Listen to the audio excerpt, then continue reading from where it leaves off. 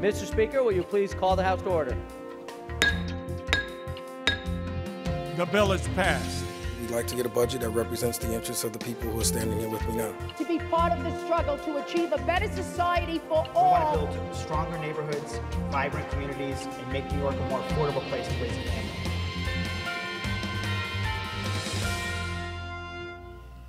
Welcome to Assembly Update. I'm Assembly Member Angelo of Santabarbara, representing the 111th Assembly District, which includes Montgomery County, parts of Albany County, and parts of Schenectady County. And focusing on Schenectady County today, our guest, Reverend Philip Grigsby, is here joining us from the Schenectady Inner City Ministry. Welcome, Reverend. Well, thank you. Happy to have you back on the show, actually. You were here once before. Yes, appreciate your welcome. Yeah, and we are here to talk about some summer programs that are really making a difference in our community. We helped kick one of them off not too long ago, actually. So let's get right into what we're doing. We're focusing around summer lunch, right? Summer lunch is still going on. And summer's still with us.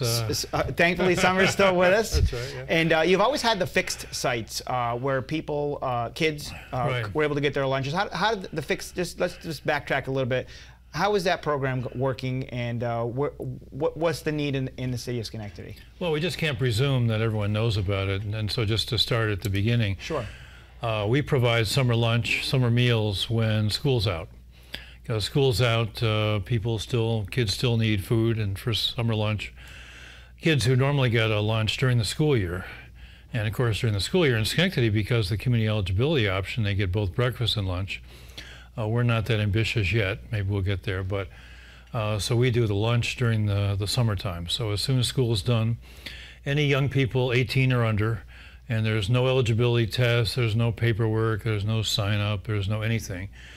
Every kid is presumed eligible because about 85% of the kids in the school system, unfortunately, qualify for free or reduced price school lunch. And so it's just a blanket eligibility in the city, and the fixed sites. Any young person can come. Again, there's nothing required, just show up and lunch during that time. And they're at the bigger sites like Central Park or Jerry Burrell Park or those kind of places, and those are the fixed sites we have. During our last 2 weeks, we don't have quite as many sites open because people do go away, et cetera, et cetera. But we do have about 10 sites open during the last 2 weeks, and encourage people to take advantage of those. I mean, again, Burrell Park, Central Park being the larger ones, but they range from Friendship House to the Science Museum next week to the Martin Luther King School, a New Day Christian Empowerment Center in Mount Pleasant, Steinmetz Home Community Center, Yates Village Community Room, Wallingford Park. All those places are open next week and inviting people to come. And so sometimes people may think, well, it's getting near the end of summer, there's no lunch, but there is a lunch at those sites, and any and all are welcome. And I know I've attended your kickoff for summer lunch several years. My pleasure to be there. And I see the kids that are participating. I see the kids that this is really making a difference. What's in terms of impact? There's a lot of programs we hear about all the time. How is this impacting the community in these neighborhoods in Schenectady? Well, it provides great help for young people who otherwise might not get a meal, and that's the sad reality that too many of our young people, and we could, if you had a 5-hour show, sure, we could talk about why that occurs, but just say that young people or kids are hungry, and this provides a meal for them, and so it makes a real difference. Plus, we try to have it in places where there are other activities going on, and so if there's a enrichment program, or if kind of the classic example we had this year, we encourage our volunteer groups to come. And every site we have usually has a volunteer group to help out. It's not just a person giving out the lunch. And the volunteer group tries to engage the young people. And so we had, like, for First New York Bank came this year. Not only did they come and do stuff with the kids, they brought books, they brought games, they brought Play-Doh, they brought stuff, and at the end of the week the kids could take it home. And that was at Wallingford Park. Now, having said that, somebody's going to show up to Wallingford next week and say, gee, they're not there. Well, no, it's just a past week. But we try to have, what we call Summer Lunch Plus. So there's more than just a lunch to engage young people, because people are coming and sometimes have, unfortunately, no place else to go. So this provides a respite in the midst of the day. And at the kickoff, I saw that you had a strong partnership with local with the community. Right. I know the mayor was there. We saw the police department was participating. Police department was serving lunch that day, as a matter of fact. And that was going to be my next question. You have your team. I know you have your team of people that put this together, and I want to thank them for all the work that they do to make this happen. A lot of work goes into it. A lot of work goes into it. We have, our staffing goes from very small to about 60 staff members during the summer because most of our sites have a site coordinator plus a volunteer group. We have a team of 3 people. Rachel Curtis was a lead on that, who's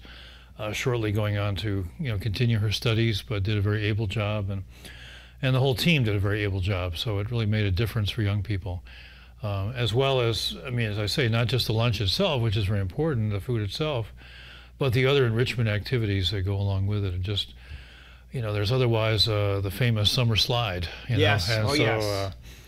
Whatever we can do to avert the summer slide is helpful. So. And I thought that was a nice addition to books this year, and I hope that was successful. And it was. Hopefully we can see that expanded as well. Very much so. We had a couple banks support us. Key Bank, First National Bank provided financial support so we could purchase the books. They were all new books this year, and we put them out. They went, so it was great. Wonderful. And I know there's a couple of other things we want to talk about, but I see the pictures of the backpacks that just got done not too long ago. Just to wrap up the summer lunch, if anyone's not sure where to go for that, they can check our website, they can check the city website. But in general, and even the wider area, they can just call 211, which is a United Way sponsored endeavor, information referral. And it's that simple. You just dial 211. It's not 24/7, so it's kind of main business hours, but they will tell. So even beyond Santabarbara County, they can say other counties, where do I go for summer lunch? Because many of them are continuing through September 4th. So just call 211. That's the place to find out. And of course, if someone wants to volunteer or be a part of it, they can do that as well. We only have a couple. We've been very fortunate, so we don't have too many openings for volunteers at this point. But give us a call and we'll line you up. So and they can find that information on the website as well. Yeah. And I see your number here, 374-2683. 374-2683 would be the basic number to call if they're not sure where else to go. But summer lunch in general, just call 211. It's easier. Wonderful, wonderful. 211, United Way. We thank them for what they're doing as well. We're going to talk about the backpacks just real quick. I know we want to talk about the big announcement, which is the mobile, mobile 2 mobile vehicles. But tell us about this. Just appeared in the newspaper about backpacks going back to school. Back to school. Backpacks sometimes people think of as during the school year. Sandy Foundation coordinates a food backpack, but this was a back to school supplies backpack, and so we were fortunate to have congregations and others supporting us so we can go out and get some backpacks. It was a partnership with the YMCA. We just took a list of young people and gave out over 200 backpacks with school supplies last weekend, and we still have some on the waiting list. So not that we want to do a full drive again, but if anybody wants to contribute in some way, that would be great, because all the sales are happening now for school supplies, so anybody can pick up stuff and get it by our office. We've got about 30, 40 young people on a list we'd like to serve. We had just a great day. Again, you see the picture. There's Rachel's picture. She was emptying out last-minute contributions, and the police chief was there. So I see him in the picture there. That's right. He wonderful. was helping out as well, so it's part of their looks like a full day interface with the community. You see the table, and that's all gone. It's just distributed widely. I think the group we're sometimes confused with, the City Mission, they are having a backpack program as well, and people could call them, but that. Ours is over, and again, we're the Schenectady Interstate Ministry. So. And same contact information. Same contact information. Okay. Just send us an email or whatever, and we hope to make that. We did some last summer. This summer, we plan to make that an annual event because people really need that support during this time of year. And when you get the list from the teachers, it looks pretty long, can be pretty expensive, and for some young people, it doesn't become possible. So. And of course, not too long ago, lots of activity around Schenectady Inner City Ministry. Some people take a vacation. We see that you are in the community, you are working, and we really appreciate what you're doing. we had a terrific announcement because it was sort of a new thing in Schenectady. We just unveiled the 2 new mobile vehicles for the summer lunch program. Now this is something where it's not a fixed site, where there's stops, and we just unveiled it. I know that day they were out. Right. How is it working? Working very, very well. I mean, it's been the last couple of years we were fortunate to get some support, again from United Way, other sources, to enable us to do a pilot program. We rented some small school buses, and they worked quite well, but they were school buses. They weren't set out for this kind of thing. And so we were fortunate through United Way, Wright Family Foundation, Carl Lillian Foundation, the Upper New York Conference of the United Methodist Church to get support to buy 2 vehicles that we can use for the task. And we retrofitted them.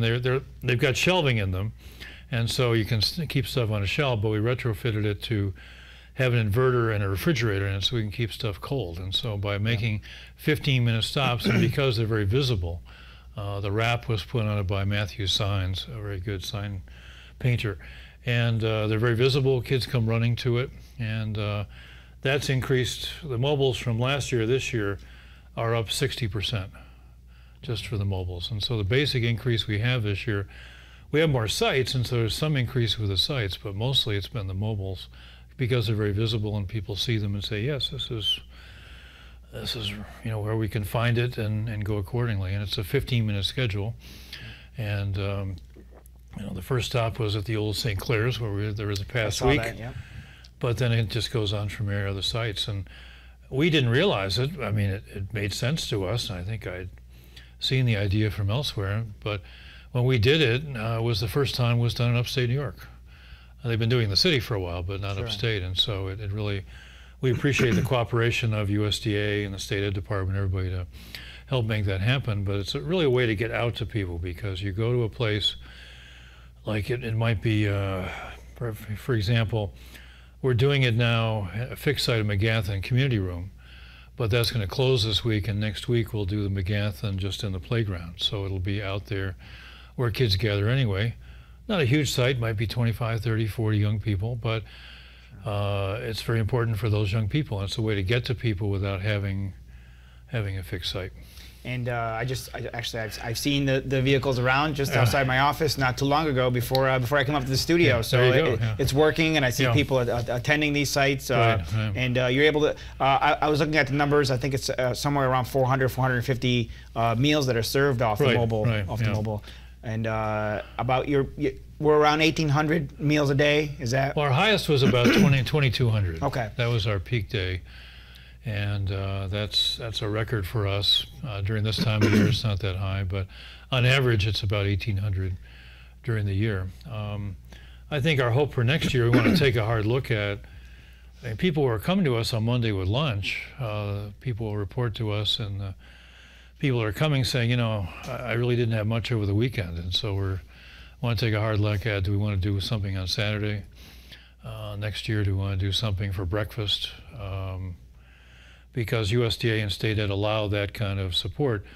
If Congress is able to pass Senator Gillibrand's bill, which we hope occurs, this is a very interesting Congress. There's not 5 hours to talk about that either, but if that bill were to pass, that would enable us to serve, for example, Collins Park in Scotia, because the threshold will be 40%, and also would enable just more sites to occur, and it would open up the possibility of even doing more meals during the daytime, and not just to be as restricted as we are now. Not that it's terribly restricted, but it would make more flexibility for the program. Well, we certainly want to thank you for all you're doing for the city. These programs, as we've heard many times, are making such a difference. And I heard something interesting we talked about at the press conference. These are things that are needed, but we hope someday they're not needed. Well, we live in the vision that someday they will not be needed. And we live in that hope, because it's a good news, bad news story. I mean, it's good news that we can do it. Good news, we have a very supportive community. You and others very supportive for this happening.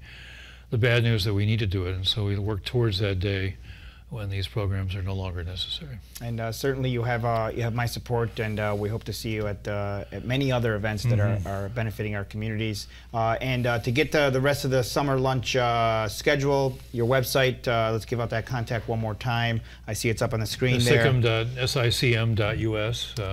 And you doesn't mean we're out to get you, but that's just our acronym. And you can always give a call at the number below. You know, if you haven't seen this firsthand, take a trip to one of the parks. See how it works. See how the program works. It might be something that somebody has some ideas on how to improve it over the years, and it has been improving over the years. And hopefully we can work towards that day where this service is no longer needed. I want to thank you for being on the show. I want to thank Rachel Curtis. I know she's served for a long time helping out, and your entire team for keeping this program going. I know a lot of work goes into it. And her team is also Carol Williams and Eileen Plotz, and we thank them as well. And they're both on their way shortly to other endeavors, but we're very glad we have that kind of talent to make a difference in our communities.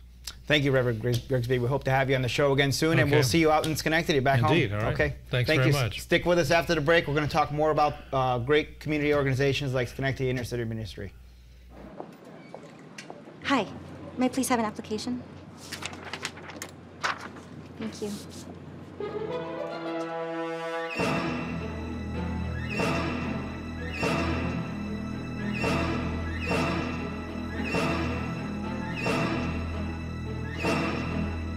Skip the drama. Get your diploma. Okay. Take that first step towards a better future. Find free adult education classes at finishyourdiploma.org. Why is Connor having trouble focusing in school? Having trouble finding Connor's middle school? Would you like directions? No, why is Connor having trouble focusing in school? Finding lowest airfare to Istanbul. No, I'm tired of fighting with him over homework. Home, walk, restaurant. Need a review? No, I need help. He's very smart, but his mind wanders. He's disorganized. I think I understand. Oh, good. French fries. Finding best potatoes. No! Russet. Fingerling. Yukon Gold. Why don't you understand me? Sorry, I was trying to show how Connor feels every day. Frustrating, isn't it? Redirecting to understood.org. For the 1 in 5 kids with learning and attention issues, this is what life can feel like. Explore understood.org, a free online resource about learning and attention issues, designed to help your child thrive in school and in life. Understood.org, because understanding is everything. So you see, son, good manners are important. Should I go through it again? Yes. Yes, please. Yes, please. Exactly. Always say please, thank you, you're welcome, excuse me, sit up straight, hold doors open for ladies. If the door's locked, knock first. Don't burp, don't swear, don't stare, don't use bad language, or talk with your mouth full. Keep your elbows off the table. What table? Don't interrupt. Cover your mouth when you cough or sneeze. On the bus, give your seat up to anybody who has trouble standing. Bottom line, treat others the way you want to be treated. Got it? Got it. Good talk. Most parenting is hard to do in just 2 minutes. But 2 minutes twice a day making sure they brush is easier, and it could help save them from a lifetime of tooth pain.